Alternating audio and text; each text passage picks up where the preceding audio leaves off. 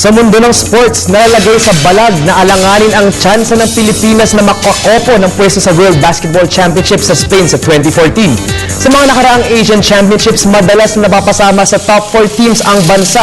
3 lamang ang bibigyan ng Asian slot sa World Championships. Malaki ang pag-asa na masungkit ng mga Pinoy ang isa sa 3 ticket na ito. Yun nga lang, may isang problema. Alamin natin ito sa ulat ni Snow Badua. Kung paniniwalaan ang official website ng FIBA, sa July 1, 2013 magaganap ang FIBA Asia Championships. Ang torneyong ito, unang dahilan kung bakit binuo ang Gilas Pilipinas 2 na pinamumunuan ni National Coach Chot Reyes. Ito kasi ang magiging tulay ng Pilipinas para makabalik sa World Basketball Championships na huli nating nilaruan noon pang 1972. At dahil sa bahagyang naiba ang format ng Gilas 2 sa sinundan nitong programa, nakarely sa PBA calendar ang magiging pundasyon ng preparasyon ng koponan. Mayorya kasi ng mga players ng Gilas Pilipinas 2 ay mga professional players na hiniram sa PBA. Dito na ngayon pumapasok ang problema. Kung July 1 magaganap ang FIBA Asian Championships, paano ang pagbuo at paghahanda ng team lalo't sa July 28 pa magwawakas ang current season ng liga? It is completely beyond our hands. Wala namang kaming control dyan. We cannot tell the PBA, we cannot dictate on the PBA for their schedule. Wala naman tayong magagawa rin sa FIBA Asia on their schedule. So, sa amin, we just wait. It's really a waiting game. Yun lang ang ayoko dito sa prosesong to. Wala tayong control. Noong magpirmahan kasi ng Memorandum of Agreement ang PBA at ang Samahang Basketball ng Pilipinas, numero 1 naging pangako ng Gilas ay hindi kailanman gugulo sa PBA calendar ang kanilang programa. TV Sports natawagan at padala ng email ang FIBA sa Switzerland, pero nagsabi na ang isang communications representative nito na agad nilang aalami kung kailan talaga ang final date ng FIBA Asia 2013 Joust.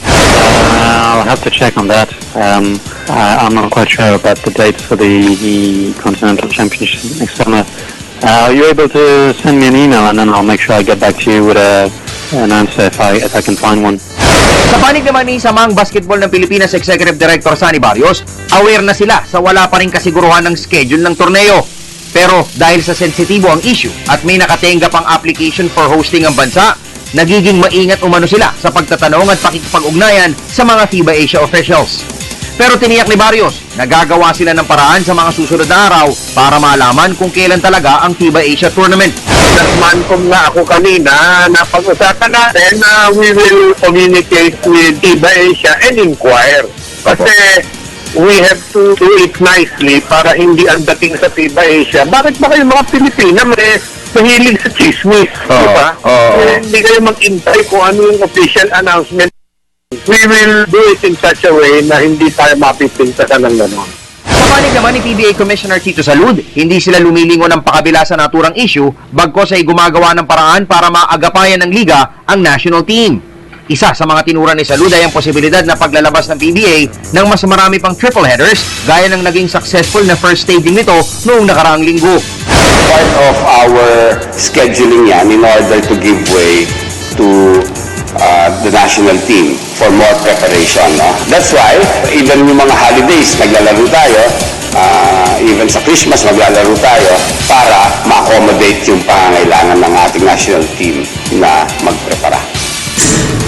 Habang iniintay ang reply sa email ng FIBA, ang World Governing Body sa Basketball, umasa kami dito sa PTV Sports na bago sana masagot ang hiling ng karamihan sa atin na mailipat dito sa bansa ang hosting ng FIBA Asia 2013. Una-muna sana nating malaman kung kailan talaga gaganapin ang nasabing torneo.